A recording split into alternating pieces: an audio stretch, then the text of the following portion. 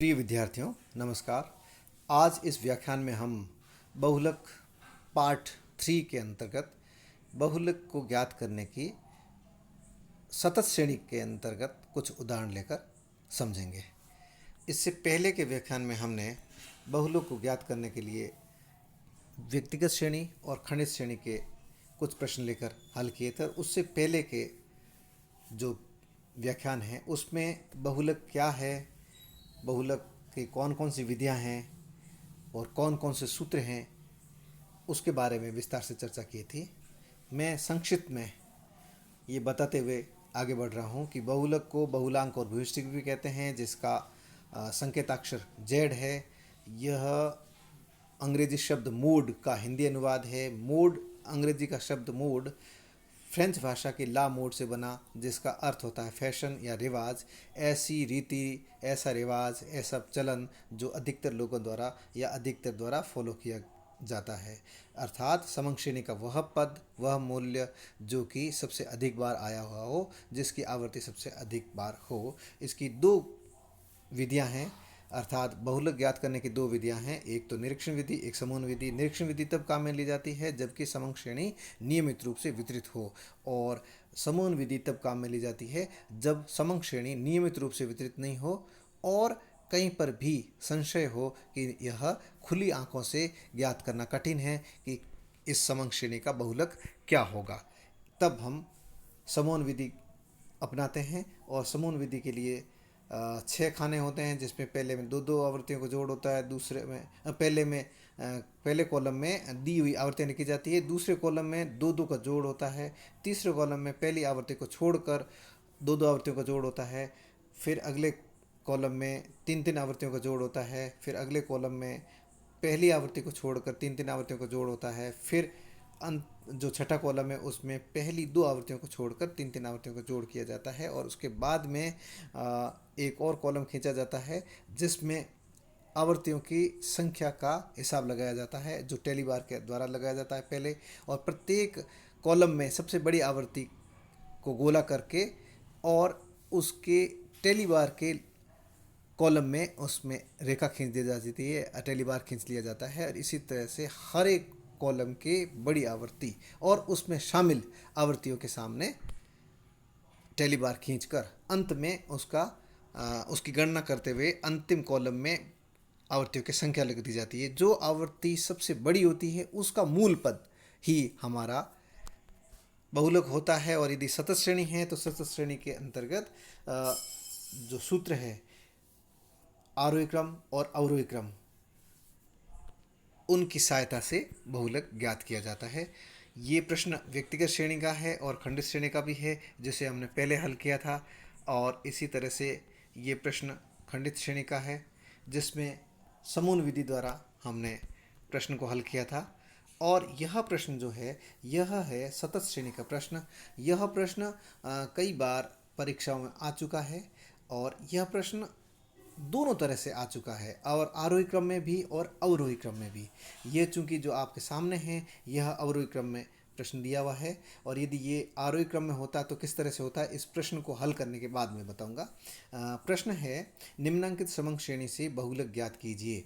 वर्ग है यानी क्लास इंटरवल है 40 से 50, 30 से 40, 20 से 30, 10 से 20 और 0 से 10, यानी कि यह अवरोही क्रम डिसेंडिंग ऑर्डर में दिया हुआ है। और इसकी आवृत्तियां हैं 40 से 50 की आवृत्तियां हैं 5, 30 से 40 की 10, 20 से 30 की 15, 10 से 20 की 10 और 0 से 10 की 5। जो रेड रेड लिखा हुआ है यह हमारा प्रश्न है, और इसके बाद F0 F ये हमने बहुलक वर्ग ज्ञात करने के बाद ये तय किया है कि कौन सा F0 होगा, कौन सा F1 होगा, कौन सा F2 होगा, और L1 या L2 कौन सा होगा। चूंकि यहाँ पर अवरोही क्रम है इसलिए सूत्र जो लगेगा वो होगा Z is equal to L2 minus F1 minus F2 divided by 2F1 minus F0 minus F2 into I, ये सूत्र लगेगा। तो इसके लिए सबसे पहले हम क्या करेंगे, सबसे पहले हम ये तय करेंगे कि जो आवृत्तियाँ दी हुई है ये किस तरह से दी हुई है, अर्थात जो समंग श्रेणी है वो किस प्रकार से वितरित है। यदि वो नियमित रूप से वितरित है तो हम निरीक्षण विधि द्वारा ज्ञात करेंगे, पता लगाएंगे कि हमारा बहुलक वर्ग कौन सा है। और यदि ऐसा नहीं है संभव तो हमें समूहन करना पड़ता है। लेकिन इसमें जब हम देखते हैं तो जो आवृत्तियां हैं वो बिल्कुल सही ढंग से वितरित है, अर्थात जिस प्रकार से चढ़ रही है 5, 10, 15, ठीक उसी तरह से बड़ी आवृत्ति बीच में है और उसके बाद में उसी ढंग से उतर रही है जिस तरह से यह चढ़ी थी। अर्थात इसकी जो आवृत्ति वितरण है वो एकदम घंटाकार आकृति का है। इस तरह से ये ऐसा यदि इनको बनाया जाए तो इस तरह से हो सकता है। और इसका बहुलक जो होगा वो एकदम बीच में होगा, यानी सबसे ज़्यादा जहाँ पे दिख रहा है वहीं पे होगा। ये इस तरह से होगा। अब इसको हम सीधे देखें तो मैं आपको बता दूं कि यह पूरी तरह से नियमित रूप से वितरित है। तो नियमित रूप से वितरित होता है तो उत्तर क्या होगा, तो जो विस्तार होता है उसके ठीक बीच का होता है। यानी ये जिस तरह से बड़ी है 5, 10 फिर 15, उसके बाद में फिर वापस जैसे ये 10 है तो 15 और 10 में जो अंतर है इधर इधर भी उतना ही अंतर है। उसके बाद में 10 और 5 में जो अंतर है वो का वो 10 और 5 इसमें भी अंतर है। इसका मतलब पूरी तरह से यह प्रसामान्य बंटन की तरह है, यानी कि नॉर्मल डिस्ट्रीब्यूशन है, यानी कि इसकी आकृति जो है बिल्कुल बेल शेप्ड है, पूरी तरह से नियमित है। इसलिए इसका जो बहुलक या दूसरे केंद्रीय प्रवृत्ति के माप भी ठीक बीच में होंगे। अर्थात ये जो वर्ग अंतराल है ये इनके मूल पद है और इसका विस्तार है 0 से लेकर 50 तक।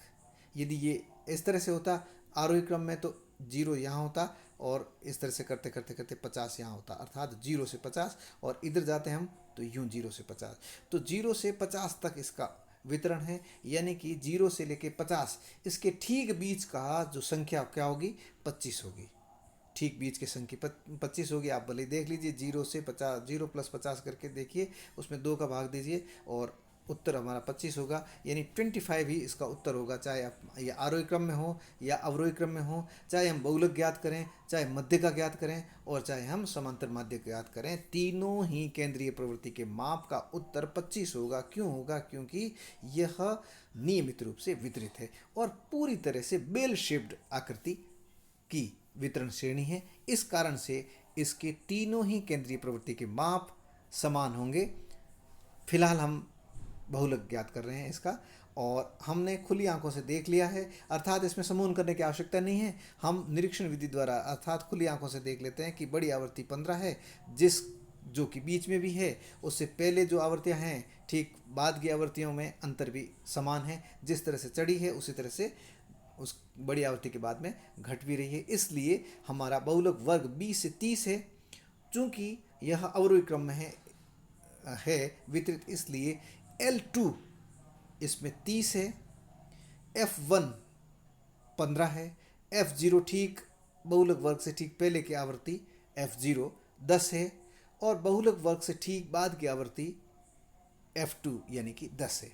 ये इनको यहाँ पे मैंने दोबारा लिख भी दिया है और उसके बाद आप क्या करेंगे, इस सूत्र में इसको रख देंगे। 30 L2 है, 15 ये है, ये 10 ये है और उसके बाद में ये जो 10 है ये इन दोनों में अंतर है, 20 और 30 में अंतर है।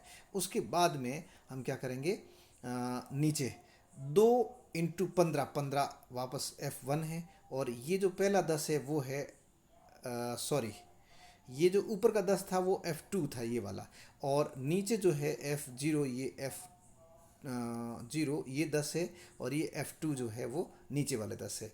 इस तरह से हम इसको सूत्र में रखते हुए और फिर इसका हल ज्ञात करेंगे। तो 15 में से 10 गए, 5 रह गए, 5 में 10 का गुणा किया तो 50 हो गए और 50 में 15 को 2 से गुणा किया 30 हो गए, 10 10 20 माइनस के 30 में से 20 गए, पीछे रह गए 10, तो 50/10 यानी कि 5, तो 30 में से 5 गए, पीछे रह गए 25। उत्तर हमारा 25 होगा। Z = 25।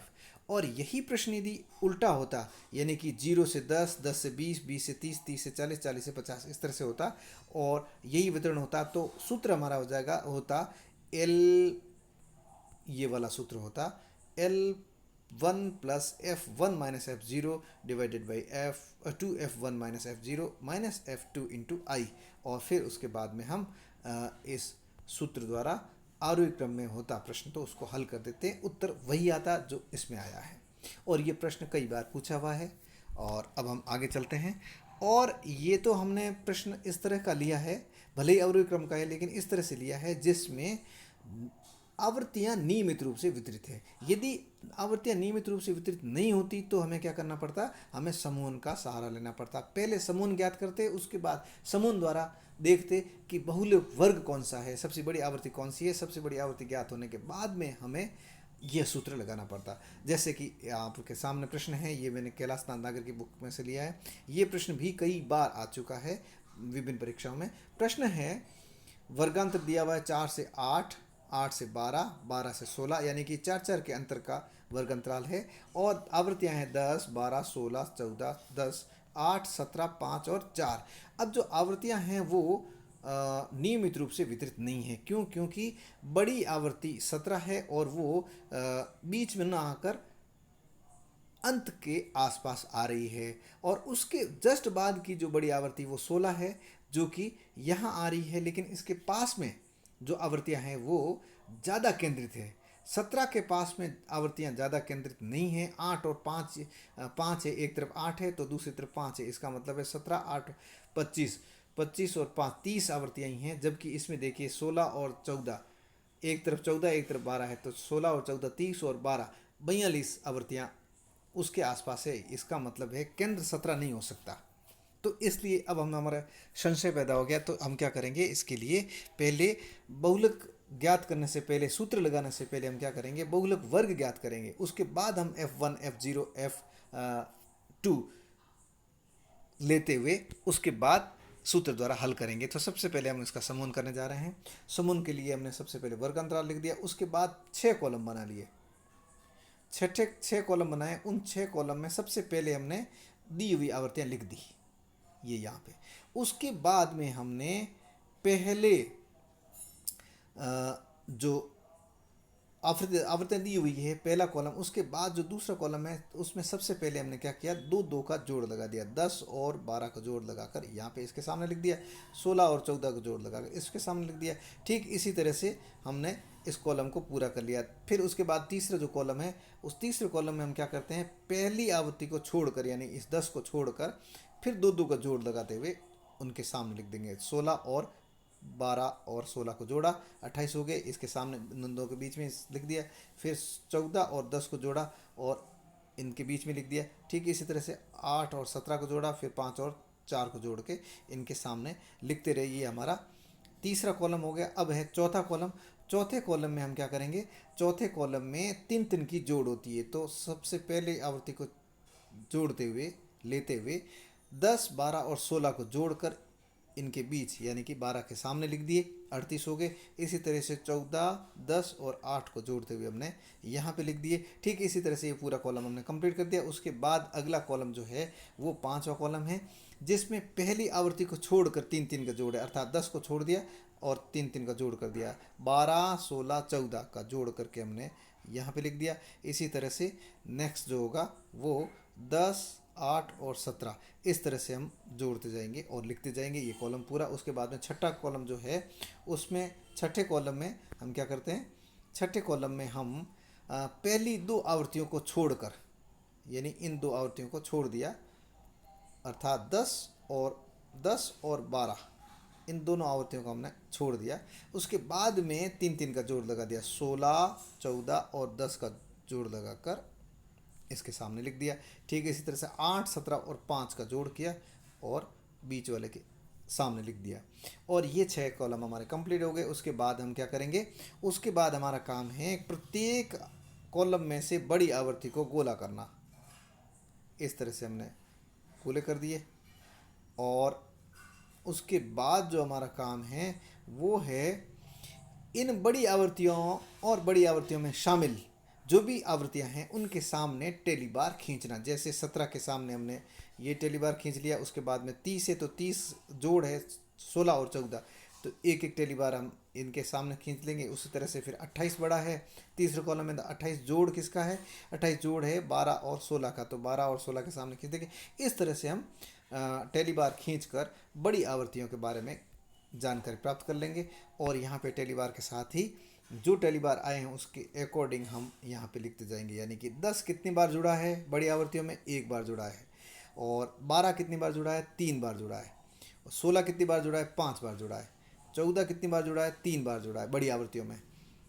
और 10 एक बार जुड़ा है, 8 एक बार भी नहीं जुड़ा है, और 17 वापस एक बार जुड़ा है, और 5 और 4 भी एक एक बार भी नहीं जुड़ा है। यहाँ पे डैश कर सकते हैं, जीरो भी लिख सकते हैं हम अपनी सुविधा के लिए। यहाँ पे इनके सामने जीरो लिख सकते हैं। जो आवृत्तियाँ बड़ी आवृत्तियों में एक प्रत्येक हर कॉलम के बड़ी आवृत्तियों में एक बार भी नहीं जुड़ा, उनके सामने हम जीरो लिख सकते हैं। जैसे यहाँ पे जीरो लिख सकते हैं हम 8 के सामने, फिर 5 और 4 के सामने भी जीरो जीरो लिख सकते हैं, जिससे हमारे ये कॉलम पूरा हो जाएगा। उसके बाद हमने देखा कि सबसे बड़ी आवृत्ति 5 है, और 5 का जो आवृत्ति है वो 16 है, और इसका जो वर्ग अंतराल वो है 12 से 16, अर्थात L1 12 और L2 16 है।